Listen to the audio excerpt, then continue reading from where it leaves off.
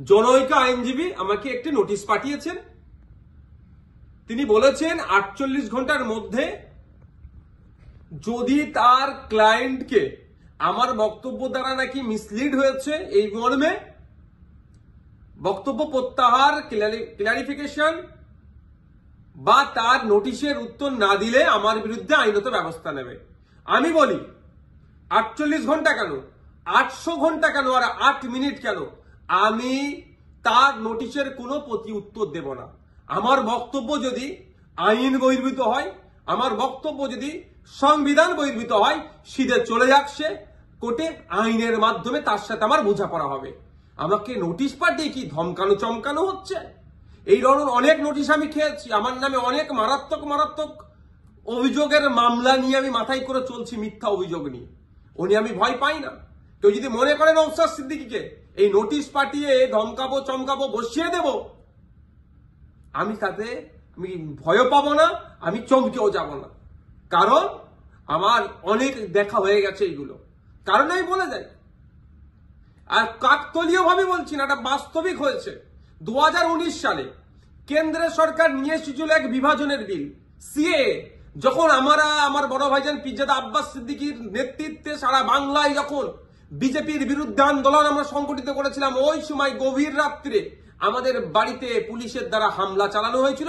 সেই রাত্রে আমি সুপ্রিম কোর্টে এসেছিলাম, তারপরের দিনে মামলা করব বিজেপির বিরুদ্ধে, কেন্দ্র সরকারের বিরুদ্ধে। আর এখন আমরা যখন এই ওয়াকফ সংশোধনের বিরুদ্ধে মাঠে ময়দানে গণতান্ত্রিক প্রক্রিয়ায় লড়াইয়ের বার্তা দিচ্ছি এবং আইনি লড়াই করবে বলে তার প্রস্তুতি নিচ্ছে, আমাদের বাড়িতে নোটিশ চলে আসলো। নোটিশ আসুক, 100 বার নোটিশ আসুক, এতে আমি ভয় পাই না। কিন্তু এটুকু আমি বাংলার মানুষকে জানিয়ে রাখতে চাই যে যারা প্রতিনিয়ত মুসলিমদের বিরুদ্ধে কথা বলছে, মাদ্রাসা নিয়ে কথা বলছে, মসজিদ নিয়ে কথা বলছে, কোরআন শরীফ নিয়ে কথা বলছে, তাদের বিরুদ্ধে নোটিশ যাচ্ছে না কেন, তাদের বিরুদ্ধে আইনত ব্যবস্থা গ্রহণ করছে না কেন? এরা তৃণমূলের মুসলিম বিধায়কদেরকে বিধানসভা থেকে চাংতলা করে রাস্তায় ফেলে দেবো বললেও তাদের বিরুদ্ধে আইনত ব্যবস্থা গ্রহণ করছে না, নোটিশ পাঠাচ্ছে না। আর নওশাদ সিদ্দিকীর কাছে নোটিশ পাঠিয়ে দিচ্ছে। ঠিক আছে, আইনি লড়াই আমি লড়ে নেব। আমার আইনের যারা বিশেষজ্ঞ আছে, সম্মানীয় বিকাশ রঞ্জন ভট্টাচার্য স্যার এবং সম্মানীয় শামীম দ্বারা কথা বলেছি, তারা আমাকে বলেছে তো আপনার কাজ হচ্ছে রাজনৈতিক লড়াই লড়ে যাওয়া, বাকি আইনি দিকটা আমরা বুঝে নেব। সুতরাং আইনি লড়াই কোর্টে আমিও বুঝে নেব। কিন্তু আমার প্রশ্ন, যারা প্রতিনিয়ত মুসলিম সম্প্রদায়কে, মাদ্রাসা মসজিদকে আক্রমণ করছে, বিষ উগলাচ্ছে, তাদের বক্তব্যতে হিন্দু মুসলমানের মধ্যে যে সম্প্রীতি, যে ঐক্য বাংলায় বিনষ্ট হতে পারে, তাদের বিরুদ্ধে কটা নোটিশ করা হয়েছে, তাদের কজনের বিরুদ্ধে আইনত ব্যবস্থা গ্রহণ করা হয়েছে, বাংলার মানুষ একটা জানবেন, আমিও জানতে চাইছি। শুধু তাই নয়, আমাদের রাজ্য সরকারকে, আমাদের রাজ্য সরকারের যিনি প্রধান মমতা ব্যানার্জি মহাশয়াকে একটা বক্তব্য শুনেছিলাম, কি জঙ্গি যোগ না কি বলে দেখে দিয়েছিল, তখনও চুপ করেছিল। আর নওশাদ সিদ্দিকীর বিরুদ্ধে নোটিশ, ওই নোটিশ পাঠিয়ে আমাকে কেউ ভয় পাওয়াতে পারবে না। বিজেপির এই ওয়াকফ আন্দোলনের বিরুদ্ধে, সংশোধনী যে নিয়ে এসেছে ওয়াকফ, এর বিরুদ্ধে আন্দোলন জারি থাকবে। এই অসাংবিধানিক, অগণতান্ত্রিক এই যুক্তরাষ্ট্রীয় পরিকাঠামোকে ভেঙে দেওয়ার যে সংশোধনী নিয়ে এসছে, এর বিরুদ্ধে লড়াই জারি থাকবে।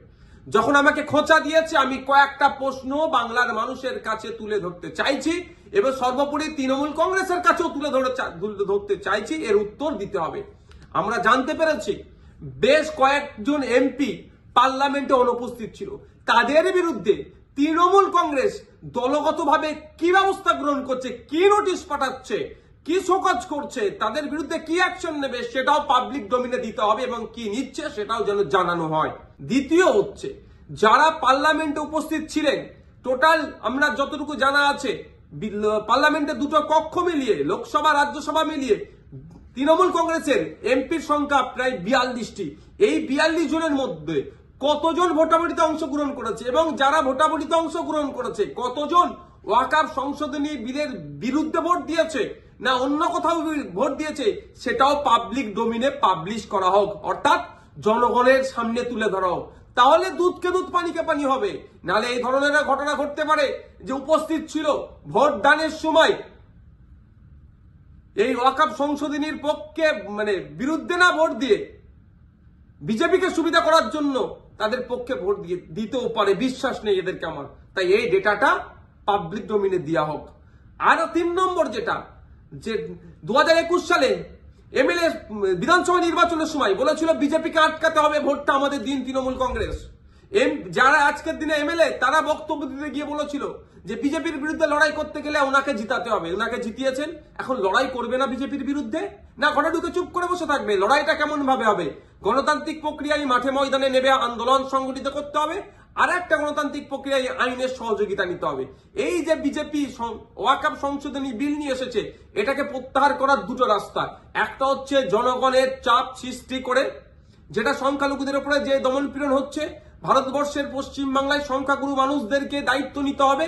এই সংখ্যালঘুদের উপরে যে দমনপীড়ন নেমে আসছে সেটাকে প্রোটেক্ট কিভাবে করবে, অর্থাৎ মাঠে ময়দানে সংখ্যালঘু থেকে শুরু করে সংখ্যাগুরুরা মিলে আন্দোলন সংগঠিত করবে, জনপ্রতিনিধিদেরকে সামনে রেখে সাথে নিয়ে। একটা দিক। আর একটা হচ্ছে সুপ্রিম কোর্টের দ্বারস্থ হয়ে আইনের মাধ্যমে এই যে নতুন আইন তৈরি করতে চলেছে, এই আইনটাকে রদ করা। এখন আমার বলার বিষয়, পশ্চিমবাংলায় 200-র অধিক তৃণমূল কংগ্রেসের বিধায়ক আছে। সেই সমস্ত বিধায়কদেরকে প্রত্যেকজন যাতে একটা করে মামলা করে তার জন্য প্রস্তুতি নিতে হবে। এবার আমি এটা তৃণমূল কংগ্রেসের সুপ্রিমোকে বলছি, তৃণমূল কংগ্রেসের দলকে বলছি এবং সাধারণ ভোটারদেরকে বলছি। ভোটের সময় কিন্তু এই সমস্ত এমএলএ গুলো প্রার্থী ছিল, তারা বলেছিল বিজেপির বিরুদ্ধে লড়াই করবে। আজকে বিজেপির বিরুদ্ধে লড়াই দেখানোর জায়গা হচ্ছে মামলা করতে হবে। এদের 42 জন রাজ্যসভা লোকসভা মিলিয়ে এমপি আছে, 42 আর এই প্রায় 220টা মতো, 250-র অধিক মামলা কিন্তু তৃণমূল কংগ্রেসকে করতে হবে। তার পয়েন্ট অনুযায়ী আমি বলে দিচ্ছি, এইটা চাপ তৈরি করতে হবে। আমি নওশাদ সিদ্দিকী একা যদি আমি একাধিক মামলার দায়িত্ব নিতে পারি, হাজার হাজার মামলা হবে ওয়াকফ সংশোধনী বিলের বিরুদ্ধে, সেটা আমি ভালো করে জানি, বিজেপিও জানে, তৃণমূল কংগ্রেসও জানে, আমি পাবলিকও জানে। কিন্তু তৃণমূল কংগ্রেস কটা মামলা করছে, না মামলা না করে বিজেপিকে জায়গা করে দিচ্ছে, সেটাও পাবলিককে দেখতে হবে। ভোটার যারা ভোট দিয়েছিলেন 2021 সালে, যারা ভোট দেননি তৃণমূল কংগ্রেসকেও, কিন্তু আপনার জনপ্রতিনিধি যারা এলাকায় আছে তাদের কাছে তুলুন আওয়াজ যে আপনাদেরকে মামলা করতে হবে। মালদা থেকে কংগ্রেসের একজন এমপি আছেন, তাকেও আমি অনুরোধ করছি আপনিও সুপ্রিম কোর্টে চলেন, গিয়ে মামলা করবেন। এখন দেখার বিষয় তৃণমূল কংগ্রেসের কতজন এমএলএ কতজন এমপি মামলা করছে এবং আমরা ভোটাররা কতজনকে মামলা করাতে পারছি প্রেসার বিল্ড আপ করে, সেটাই এখন দেখার বিষয়।